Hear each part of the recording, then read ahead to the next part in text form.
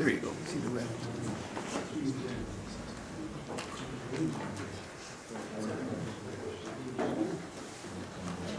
All right, is everyone ready to get started?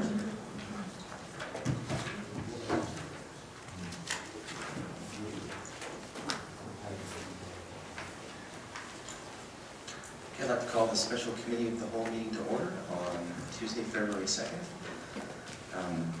Tonight's meeting is for our financial plan, and what we're going to do is we're going to start off the meeting with public input. But before we do, I just wanted to recognize some friends of mine in the audience. Jason Lynch, his father, Don Lynch, and his wife, Andrea. Jason is a longtime friend of mine that dates all the way back to high school. He lives in China now, and it's just been a surprise visit. He just dropped in, and I haven't seen him for quite a long time. It's a real pleasure to see him here. So thank you for coming. Okay, so with that, we'll get on with the meeting. So the first part of the meeting, we're going to open it up for public input. If you'd like to speak on any part of the financial plan, this is the opportunity to do that. If you'd like to address council, please come up to the microphone, and if you could limit your comments to 5 minutes, that'd be most appreciated. Are there any members of the public that wish to speak? Please go forward.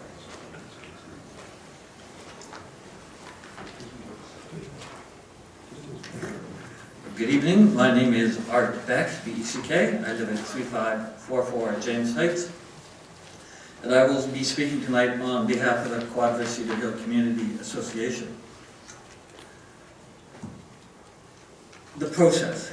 We have a slight concern in that there doesn't seem to be, we're not being given a lot of time to analyze a 100-page document, 5 pages, in order to be prepared to talk tonight. And so if council is really serious about engaging the public, then we, the public, should be given more time to analyze these very complex documents. Okay, now to the numbers. We note from the financial numbers since 2011 that the cumulative increase to the tax cost of the average Saanich homeowner was 19.6%. And in 2016, this number increases to 25.59%. While the consumer price index during the same period was only 6.7%. And for the Victoria region specifically, it was a meager 3.1%. Keep in mind that 18.3% of the population of Saanich is over 65 years of age. And those people with pensions indexed to the CPI will have seen their pension increase by only 6.7%, not 20%. For those holding Canada savings bonds at 1%, they're even backwards to the CPI. During this period, the population of Saanich, according to the financial plan, actually dropped by 4,300 people. That is, 4,300 fewer people to flush toilets, use the park system, or call for police and fire services. The major operating departments, however, saw the following changes in full-time equivalent positions. Police, 13.1, Parks was -7, but then you've got to remember they closed the restaurant at the Cedar Hill Golf Course. Engineering, -8.5, but then they switched how they collected the garbage. And fire was 9.9 additional bodies. In total, 23.8 full-time equivalent people were added during a time of a shrinking population.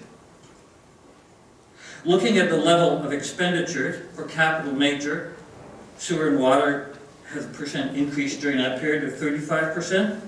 Engineering, 74.6%. Parks showed great restraint, I guess, or had their tails cut, -62.9%. Total overall capital, 45.6%. In terms of operating major, the police department saw an increase in their budget of 28.1%, parks 10.3%, engineering 7.6%, and fire 17.7%. So total operating 16.1%, yielding a total budget of capital and operating increase of 23.8%. Remember again that the Victoria CPI during this period was 3.1%. Council spent a lot of time talking about the sustainable environment. Well, what about some sustainable financial environment? Because if you keep increasing taxes at this rate, when you come to talk about affordable housing, you will be part of the problem and not part of the solution. There's also a difference between the budget and the actual that needs to be addressed. Expressed as a total percent of budget, we know that Saanich is required to pass a balanced budget, but since 2011, this is the following level of surpluses generated by your budget. 2011, 16 million or 11% surplus. 2012, 12% increase, 12% surplus. 2013, $39 million or 25%. And in 2014, 23 million or 14%. That's a lot of surplus. And yet you still charge us, want to increase our taxes so you can put money into term deposit. I mean, is this really the way you should be looking at budgeting? And then, of course, there's a lag in capital expenditures that seems to be running on average 42%, or $42 million. That is, you put one number in a budget, and the actual amount is quite a bit less. Again, we're putting money into term deposits. So, if you look at this, between this, it's quite reasonable to understand why cash and near cash have gone from 67.6 million in 2011 to $150.3 million in 2014. I mean, yes, I think a rainy day fund is in order, but at $150.3 billion in cash and near cash, that's more than your operating budget. How can we need so much in the way of cash reserve? So, with a slightly sharper pencil, Saanich should budget its reserves closer to the break-even point of 0, as opposed to 16 million in the 2014 annual report. And with an even sharper pencil, Saanich should reduce its budgeted costs, hopefully below the level of last year's CPI. Thank you very much. Thank you so much. Are there any of the members of the public who wish to speak? Please come forward. Good evening, Mayor and Council. My name is John Schmuck. I live at 1180 Rock Street. We have a fairly small crowd here tonight, and it's a fairly important thing we're talking about. And I think back to some other meetings, if we're talking about parking on Glendenning Avenue, we probably have a packed council chamber. And I'm looking forward to the great debate once we start have the tennis players versus pickleball at Tolby Park. Once that comes up, you're going to have a packed council chamber. But be that as it may, tonight you're going to be talking about $253 million. And that is significant, and it involves tax increases for all of us, as Mr. Becker was explaining to you. I think education of the public is so important in this, and as I've mentioned to you before, I encourage council and staff to put together a budget 101 workshop. Do it on a Saturday afternoon. We can have some of the other workshops we've had through SCAN and so on. And have a couple of members of the finance department there, maybe a counselor or two to explain the whole thing. And I really think that we have to understand how this is all put together, and the whys and the wherefores, the revenues versus the expenditures versus the tax increases and so on. Priorities and things that we'll be spending on, borrowing, and the whole thing. It really is a shame that there's probably 12 people in the audience tonight other than all the staff. And I know these same comments are made during the all candidates debates about people eyes glazed over and talk about the budget, but it is $253 million. So I strongly encourage you to consider putting together such a workshop. We can open it up to whoever, and I don't think it's going to cost very much to put it on. Thank you, and good luck tonight. Thank you. Are there any of the members of the public who wish to speak? Please come forward. Good evening, Mr. Mayor, councillors, and the staff members. My name is Haji Charanya. I reside at 757 Genevieve Road, and tonight I'm speaking as an individual. I just read somewhere that Victoria is one of the most romantic cities. And I think now we have to find the romance with the taxes. That's a challenge. But before I give you my presentation, I was surfing through the budget website, and I think there is a document called Understanding the Budget Process, Municipal Budgeting. And just out of curiosity, I sort of went through it. And on page 9 of 17, it talks about the cost of one block of sidewalk, including curb and gutter, is $1 million. That's not true. Also, it talks about $200,000 for street light, not the street light, but the signalizing intersection. Also correctly talks about the efficiency and the operate prudently, which I'll talk a little bit about it later on. And on page 10 of that website or that document, it talks about the newspapers and coffee and movies and popcorns, etc., as compared to the annual budget per, I think it's per week or per day or whatever. Anyway, I think it's a bit meaningless. Okay, so I'm sure council knows that taxes are necessary evils. And it seems that they keep rising no matter what. The challenge for senior staff and council is to show the value of the taxes to the taxpayer and not the cost. And I think that's where the difference between the value and the cost. Also, council is aware that historically garbage and sewer were part of the taxes. So by separating them out, it appears council is somewhat managing the number game rather than giving a proper budget. So now let us refer to the draft financial plan of 2016 and 2020. And I think it's dated January 28th.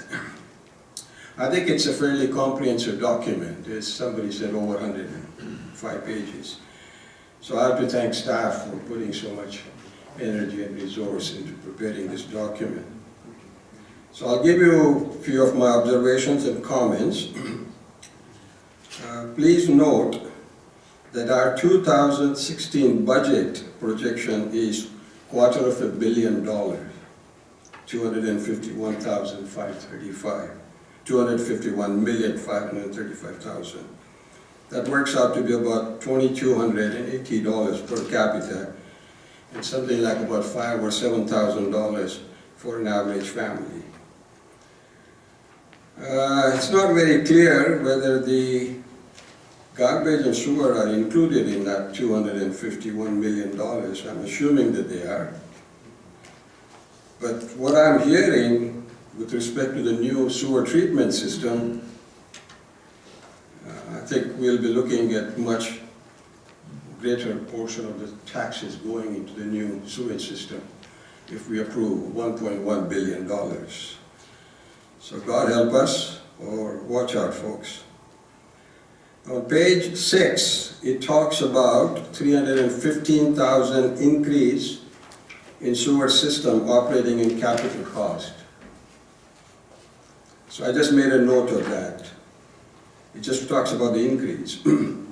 So I'm quite sure it's composed of some number of other things as well. But what interested me was on page 6, if you want to refer to page 6, it talks about the reserve fund, and it shows a reserve fund of $84,876,800. With all due respect, I think that needs some explanation. If these funds are for the projects under implementation or currently in planning stage and not started or not gone into construction, those funds should be shown as carried forward funds. If these funds become excessive, means that there are funds which are not being used and the pace of which should be curtailed. So that's just one of the caution here. Then going back to page 12, so I dealt with page 6, page 12, it shows the budget preparation timetable.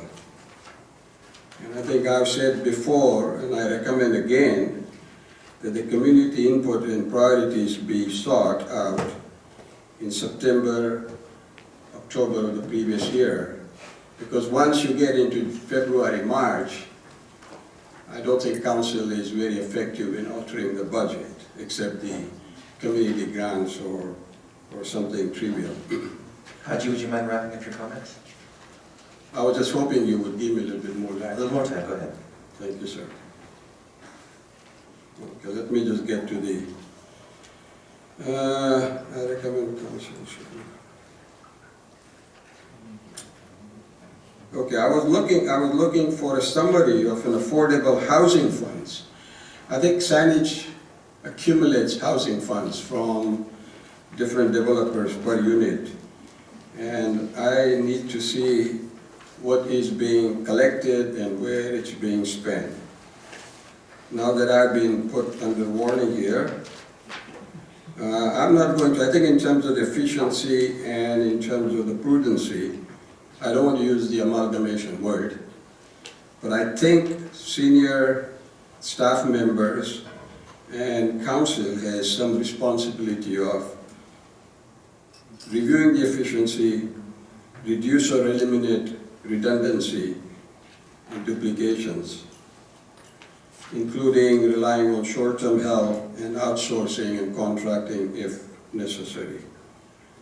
A couple of good news from our point of view. I'm also glad to see 300,000 allocated to Morris Drive sidewalk, which is good, and also 200,000 for substandard drainage work on Morris Drive, so we are very happy with that. I think with that, I'm not going to bore you more, but just make a note on page 104. Taxes are projected to go up by 3.06 annually. And if you compound, this is from 2016 to 2020, and if you compound those 3.06%, I get 16% increase over 5 years. And I also note on page 58, that's my Beckwith Park, there is a trail being proposed from Beckwith Park to Lochside Trail. Thank you so much for that. But we are also looking for some tree replacement on the north side of the BC Hydro substation. There's quite a bit of damage and loss of trees on the north side, and we are looking towards parks to replace some of those trees, but nothing shown in the budget. So that's just for your attention. Thank you for giving me latitude. Thank you, Haji, that was very helpful. Are there any of the members of the public who wish to speak? Please come forward. Calling for a second time. Any members of the public that wish to speak? Calling for a third time. Okay, well, that will close the public input period. Thank you so much to all of our speakers.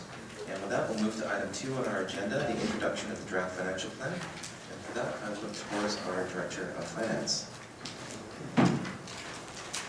Just briefly before I turn it over to Ms. Tinney for introduction, I do want to, I think, echo the comments made by the earlier presenter about thanks to staff in terms of the work that's gone into producing the budget. And Ms. Tinney and her section and her staff, the work that goes into this process in support of operations and capital programs of the district center is significant. I want to take the opportunity to recognize that. I'd also like to welcome members of the public that have attended, members of the community, and thank you for taking the time out of your evening to come to what is a significant discussion. And with that, I'll turn it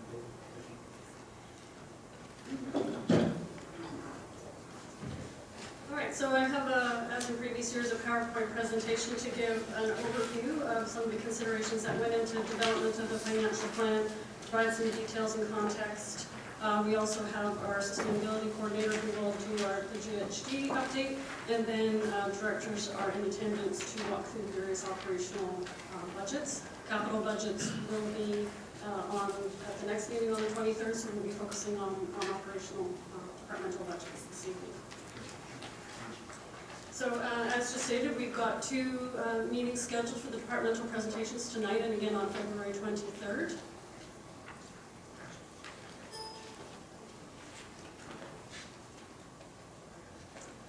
sort of the overarching statement of the authority of why we're here this evening is under the community charter. We're required to pass a bylaw each year for a 5-year financial plan prior to adoption of the property tax bylaw.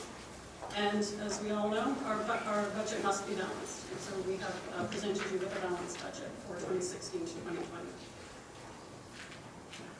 A little bit about the budget process timing.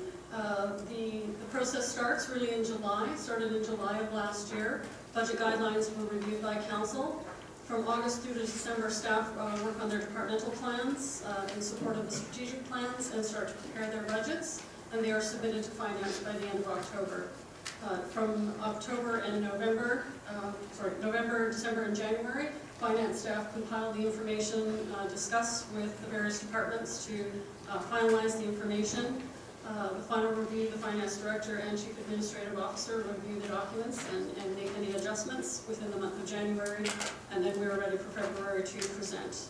Meetings are conducted from February through to April, allowing council to deliberate and ask questions and provide input onto changes to the financial plan in order that bylaws are prepared for adoption by the May 15th deadline that is outlined in the charter.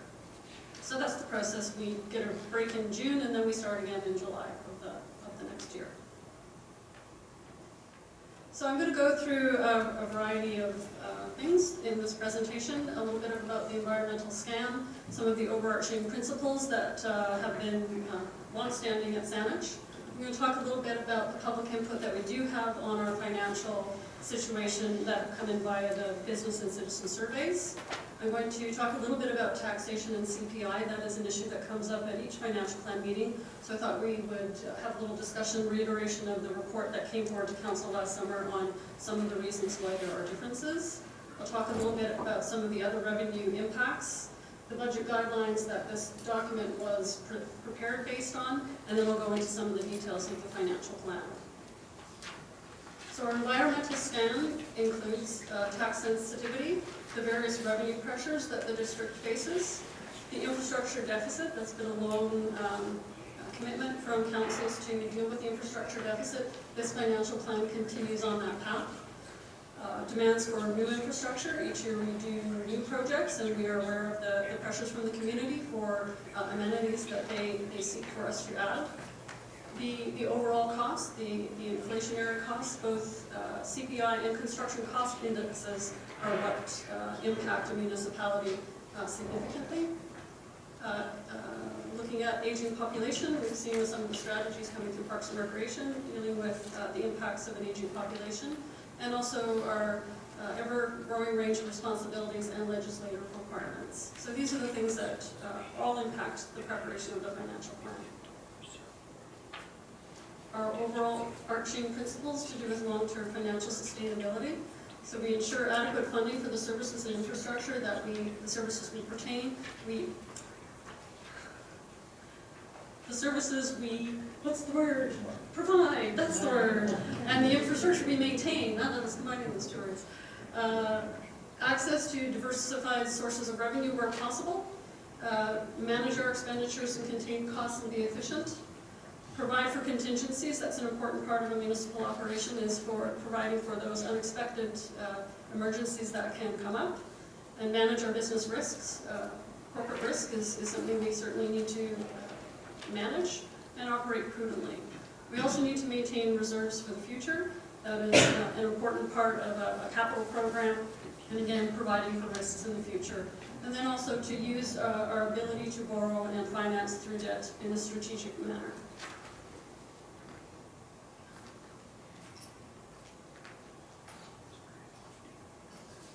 So talk a little bit about the public input.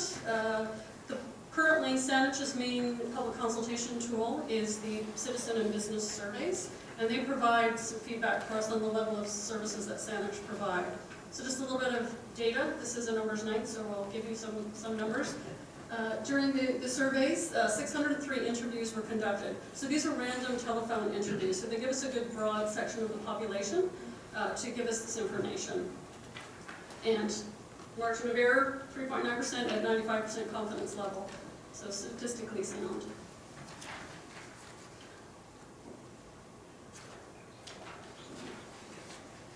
So what did the citizen survey that was conducted in 2015 tell us? Do our residents feel they get good value for their tax dollars? And in the most recent survey, a strong majority of residents, 89%, either strongly or somewhat agree that they receive good value for their tax dollars. So 27 and 62% respectively. So, and on the either end of the middle chunk, we've got 11% that somewhat or strongly disagree, 7 and 4. So a very small percentage. And the thing that's interesting with the data that came in 2015 is the proportion of residents who strongly agree, so in that chunk of 89%, we've gone from 20% to 23% to 20%. So it would seem that the confidence of residents that they're receiving good value for their tax dollars is rising and has been rising since 2006. There's also a question within the survey that relates to our current service levels and the desire for a change or for them to stay the way they are. 74% of the respondents prefer the same level of services, and they're evenly split on either residents who want to improve municipal services and to pay higher taxes, and residents who want to reduce services and pay lower taxes. So we have these two groups on either end, and then a significant majority within the middle that say the level of services that you're providing are suitable. So that gives us some information when we're developing our budgets on what that broad section of the public who are responding to the survey or what they're looking for. So to address the consumer price index and property tax increases, there was a report that came forward that described this information in detail that was considered by council in the summer. But I'll just do a little high reminder of what those factors were. So the question generally is, why are property tax increases higher than CPI? And the number one in the list of reasons that was provided in that report is that the basket of goods is completely different. So whereas the consumer price index refers to shoes and clothing and education and those types of things, those are not things that a municipality buys. So we have a different basket of goods. Our labor contracts impact that. So those are the results of our recent collective bargaining, the IAFF, 2.5% for 2016. Police and QP, their contracts are up. We do not know what the 2016 increases are, but 2015 were 2.5% and 2% respectively. The other significant issue for municipalities is the infrastructure deficit. So this is additional money that councils have been adding to their budgets over and above the normal increases to operating to address the infrastructure deficit. This council has been doing that. We've seen that 0.75% to 1% of additional taxation is going to address that issue. That cannot be compared to a CPI increase. Public safety costs, the full-length report went into the change in the services that are being provided by our protective safety divisions and increasing expectations from those departments. For example, this year, the DNA testing, that's been transferred over to municipalities. So we have a changing requirement.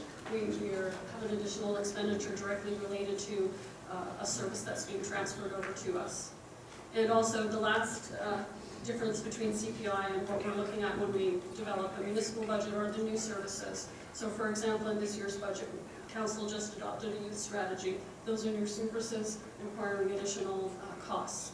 The Regional Economic Development Program, again, we saw additional costs for that, and also webcasting. So these are the new things that we add each year that put pressure on the increases. So I'm just having trouble with my mouse. It's not doing that. Any tips, tricks? Poof. So a little bit about some of the other revenue. We did have a modest uptake from last year. As you may recall, when we were doing the 2015 financial plan, revenue from new tax revenue was significantly lower than it had been in previous years, and that was one of the reasons why the overall impact to existing taxpayers was significant last year. So we have had a modest uptake for 2015. Our levels of new tax revenue are more in line with what we were seeing prior to 2015. But we don't know, we're hopeful that that is going to be maintained. We've seen new developments coming on this year. We're seeing building happening. So the hope is that that will be maintained now. We won't experience another one of those dips. But obviously there is no way to confidently predict that. The new Fortis revenues, we've known for some time that this new revenue is going to come on stream. Those payments have now started, and the impact of that is we are able to maintain the higher level of new funding for infrastructure deficit, but a portion of it is coming from the Fortis revenues, not directly from property taxation. So it's given a little bit of relief to the increase in the capital, but allowing us to maintain that 0.75 increase. And funding from senior levels, in the surveys, we quite often hear that our taxpayers want us to rely more on government grants from other levels of government. However, those grants are generally not focused on operational budgets. Those are usually for capital items. So within the operating budget, we have not seen any opportunities from senior levels of government for that.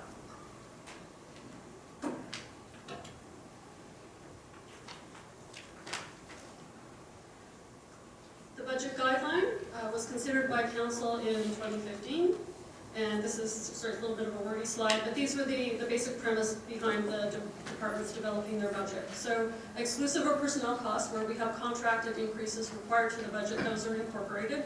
Other than that, 0% increase over all other discretionary operating items. Our capital commitment, 2% increase, plus the additional 0.75. The new operating from assets and services that were provided in the previous year. And then once again, we have asked for resource requests where we've got critical capacity issues or upfront investment if it's going to save us money in the long run. We're looking at those resource requests as well.